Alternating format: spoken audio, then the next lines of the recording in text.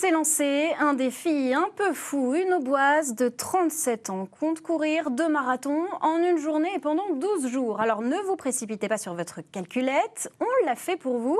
Elle va courir près de 1000 km en tout. Son terrain de jeu, la piste du complexe Henri Terret à Troyes. Stéphane Mocosé et Astrid Farbos étaient à ses côtés pour ses premiers tours. Regardez. 2500 fois le tour d'une piste qui fait 400 mètres, voilà Alexandra Kasperzak lancée pour une course de 1000 km.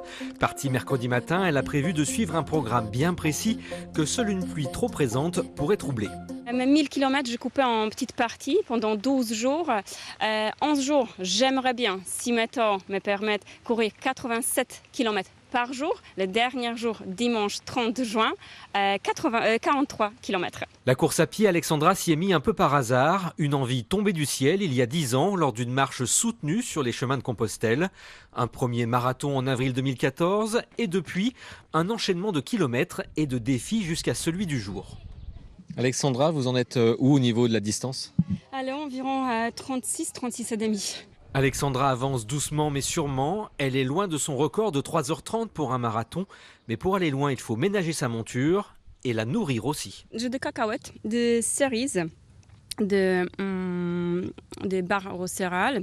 Avec 57 marathons terminés en 10 ans, un exploit en soi déjà, elle a acquis une véritable connaissance de son corps et de ses besoins. Au début, je préfère plus sucré, à la fin plus salé. Je connais mon corps. Après, au bout d'un moment, on mange tout ce qu'on voit parce qu'on a faim, on a envie. On ne compte pas des calories parce qu'on sait qu'on va perdre pas mal. Celui qui rit un peu moins, même s'il est toujours en bord de piste pour la soutenir, c'est Florian, son mari. Madame déborde d'énergie et il n'est pas toujours simple de la suivre. C'est compliqué parce que c'est plus d'une idée par année en fait. À chaque fois qu'elle est là, on est en train de courir, je pense qu'elle pense déjà à la prochaine, au prochain défi.